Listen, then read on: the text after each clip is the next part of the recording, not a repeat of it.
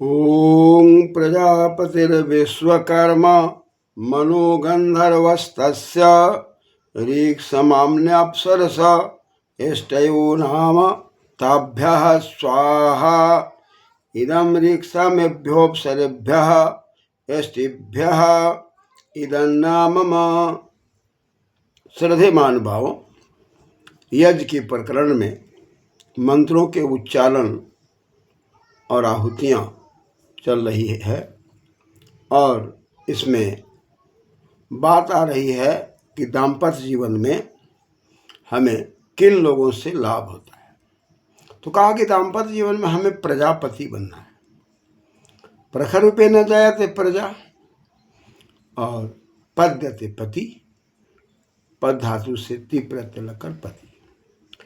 जब हम अच्छी प्रजा को प्राप्त करना चाहते हैं और प्रजा का पति बनना चाहते हैं, प्रजा में गति देना चाहते हैं, अच्छी संतान चाहते हैं, उत्तराधिकारी चाहते हैं, तो हमें उस प्रजापति को याद करना है जो सारे संसार को बनाया है।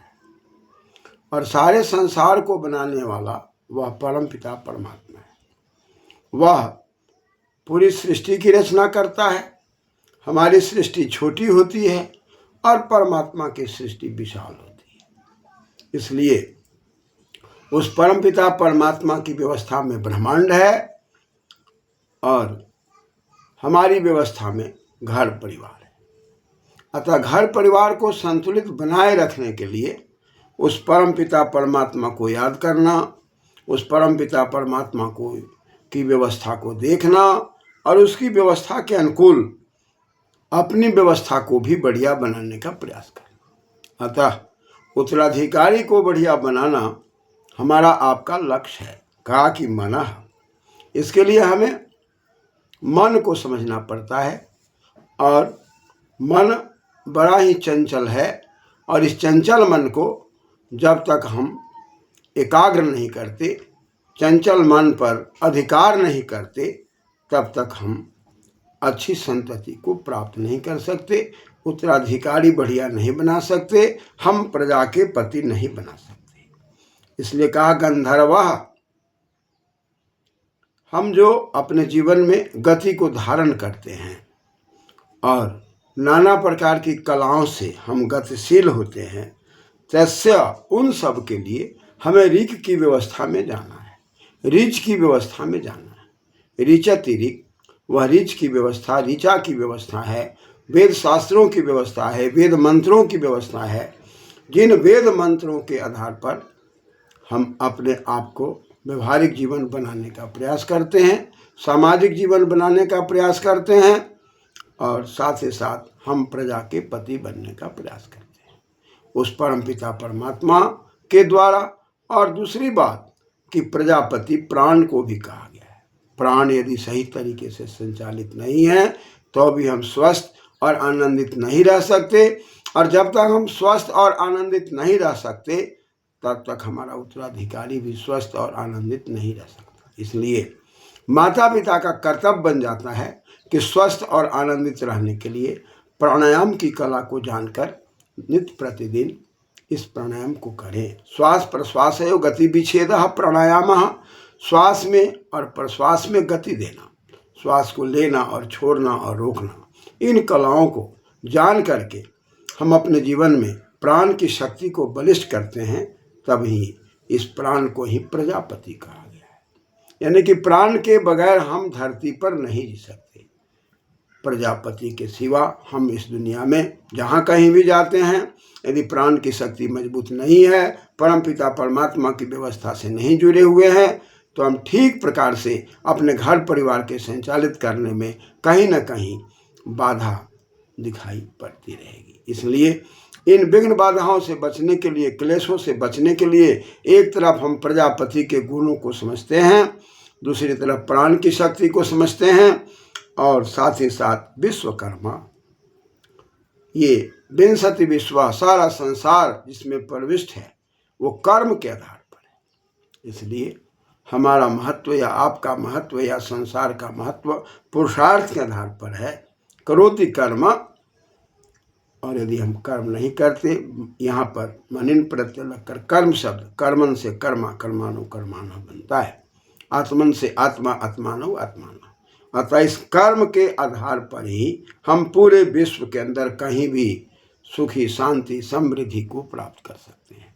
और कर्म बल मेरा कमजोर है तो हम अपने छात्र बल को मजबूत नहीं कर सकते, संतान बल को मजबूत नहीं कर सकते, और मजबूती के अभाव में निश्चित रूप से हम कहीं न कहीं क्लेश के शिकार होंगे, विद्या आदि कलाओं से परिपूर्ण नहीं होंगे, ऋच की व्यवस्था को नहीं जान सकेंगे, और ऋचा के आधार पर जो आदेश दिया गया है, मंत्रों के आधार पर जो आदेश दिए गए हैं, उससे हम अलग हो जाएंगे। इसलिए सामान्य अप्सरशः हम यदि सामान्यतः अपने जीवन में गति करना चाहते हैं, हम अपने जीवन में उद्बुद्ध होना चाहते हैं, तो हमें गतिशील बनाए रखने के लिए हमें और आपको इन शक्तियों को समझना होगा। प्रजापति को समझना होगा, विश्वकर्मा को समझना होगा, गंधर्व को समझना होगा। जब तक हम नाना प्रकार की कलाओं को नहीं धारण कर सकते हैं, जब तक गंधर्वे न अरवती गंधर्व, हम उस गंधर्व से अपने आप को शक्तिशाली होकर के आगे बढ़ते हैं, उस गंध की शक्ति को, गंधर्व की शक्ति को, जहाँ गतिशीलता है, शालीनता है, कला है, विचार है, कौशल है, क्रियाकलाप है, इनको जान करके, रीच की व्यवस्था को जानकर समान अवस्था में गतिशीलता को प्राप्त करते हुए हम आगे बढ़ सकते हैं। कहा कि इस प्रजापति का नाम, विश्वकर्मा का नाम, और गंधर्व का नाम, और ऋक का नाम, और अप्सरसा का नाम कहा गया है कि एष्टयः। इसमें बहुवचनांत शब्द है, एष्टि से शब्द बना एष्टयः, और एष्टि में एस प्रेरणा धातु है, और जिसका अर्थ है कि हम प्रेरणा को प्राप्त करते हैं। कहा कि इस प्रेरणा को प्राप्त करने के लिए एषते यानी कि हम रात दिन प्रेरणा प्राप्त करने के लिए इन शक्तियों के साथ जुड़ते हैं, यज्ञ के साथ जुड़ते हैं, योगाभ्यास के साथ जुड़ते हैं, प्राणायाम की कला के साथ जुड़ते हैं, और प्राणायाम की कला से अपने शरीर को स्वस्थ रखते हुए, खान पान को स्वस्थ रखते हुए, उस प्रजापति को याद करते हुए, पूरे विश्व में कर्म की प्रधानता है, पुरुषार्थ की प्रधानता है, अतः पुरुषार्थ करते हुए ही हम आगे बढ़ सकते हैं। यदि हमारे जीवन में पुरुषार्थ का अभाव है तो हम आगे नहीं बढ़ सकते। इसलिए इन सब का नाम एष्टि है, और एष्टि का नाम प्रेरणा है। इन्हीं से हमें प्रेरणा लेना है। और याद रखिए, जब कभी भी हम अपने जीवन को विकसित करना चाहते हैं, अपने जीवन को विस्तृत करना चाहते हैं, अपने जीवन को फैलाना चाहते हैं, और दाम्पत्य जीवन में हम यदि संकुचित जीवन से विस्तृत जीवन में जाना चाहते हैं, तो इन सभी शक्तियों का नाम एष्टि है, और एष्टि का नाम है प्रेरणा। इन्हीं से हमें प्रेरणा लेना पड़ता है। सूर्य से प्रेरणा लेकर, चंद्रमा से प्रेरणा लेकर, भौतिक शक्तियों से प्रेरणा लेकर, आध्यात्मिक शक्तियों से प्रेरणा लेकर, माता पिता बड़े बुजुर्गों से प्रेरणा लेकर, शिक्षाविदों से प्रेरणा लेकर के ही हम अपने जीवन को बढ़िया बना सकते हैं। इसलिए कहा कि भाई इनका नाम क्या है, तो इन सब का नाम एष्टि है। ये प्रेरणा देने वाले हैं। और याद रखिए, जब कभी भी जहाँ कहीं भी हम विकसित हैं या विकसित होने की बात करते हैं तो प्रेरणा के आधार पर ही होते हैं। इसलिए जो हमें मोटिवेट करता है, जो हमें प्रेरित करता है, जो हमें सही दिशा में ले जाने का प्रयास करता है, वह उत्तम मानव है, वही उत्तम व्यक्तित्व है जिसके द्वारा हम आगे बढ़ते हैं। यदि हमारे जीवन में प्रेरणा देने वाला व्यक्ति का व्यक्तित्व बढ़िया ना हो, प्रेरणा देने वाली शक्तियाँ हमारे साथ ना हो, तो हम चाह करके भी आगे नहीं बढ़ सकते। इसलिए हमारा आपका कर्तव्य बनता है कि प्रेरणा की शक्तियों से हम नमन करें, उनकी शक्तियों में समर्पित हो जाएं, और इन शक्तियों में ऋक की शक्ति, ऋचा की शक्ति, साथ ही साथ साम वेद, जहाँ उपासना का वेद है, जहाँ हम सानिध्य में बैठ करके उस वेद मंत्रों के आधार पर अपने जीवन को आगे बढ़ाते हैं। इसलिए सामेभ्यो अप्सरभ्यः, इस साम की शक्ति को लेकर के हम आगे बढ़ सकते हैं। ऋक की शक्ति को लेकर के इदम ऋक सामेभ्यो, ऋग वेदों की शक्ति को लेकर, ऋचाओं की शक्ति को लेकर, और साम में समझौता की शक्ति को लेकर हम आगे बढ़ सकते हैं। इसलिए हम यदि समझौता करते हैं, जीवन के अंदर आगे बढ़ने का प्रयास करते हैं, कहीं भी जिद्दीपना नहीं है, और प्रेरक की बातों को मानते हैं, तो निश्चित रूप से हम घर गृहस्थी में सफल हो सकते हैं।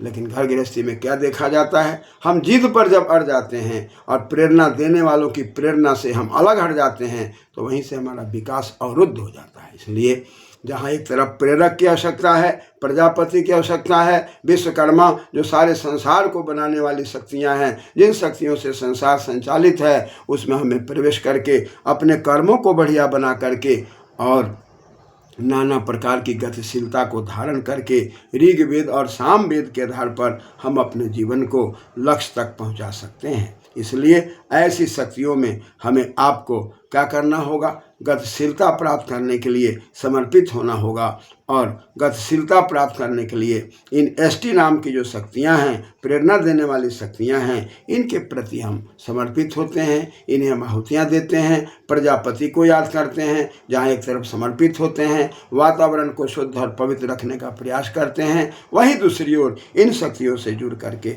हम अपने जीवन को महान बनाने का प्रयास करते हैं। इस प्रकार से यज्ञ की विधा में आहुतियाँ देते हुए एक तरफ हम अच्छे सुगंधित पदार्थों को लेकर वातावरण को शुद्ध करने का प्रयास करते हैं, वहीं दाम्पत्य जीवन में इन शक्तियों से प्रेरणा लेते हैं। यदि इन शक्तियों से हम प्रेरणा नहीं लेते तो हम अच्छा प्रजापति नहीं बन सकते। हम इन शक्तियों से प्रेरणा नहीं लेते तो विश्वकर्मा, वह जो परमपिता परमात्मा सारे संसार को बनाने वाला है, उसी प्रकार हम भी अपने परिवार में एक छोटा सा खेल, नन्हा मुन्नी का खेल, ढेना ढूंढूनी का खेल जो खेलते हैं, वह खेल हम नहीं खेल सकते। इसलिए ढूंढा मुन्नी के खेल खेलने के लिए, नन्हा नन्ही के खेल खेलने के लिए अपने परिवार में एक छोटा सा प्रजा बन करके और अपने आप को प्रजापति बन करके इस परिवार को संचालित करने के खेल से जुड़ने के लिए हमें और आपको समर्पित होना पड़ेगा। इसलिए कहा ये सारी शक्तियाँ परम तत्व की है, वहाँ समर्पण की आवश्यकताएं हैं। धन्यवाद।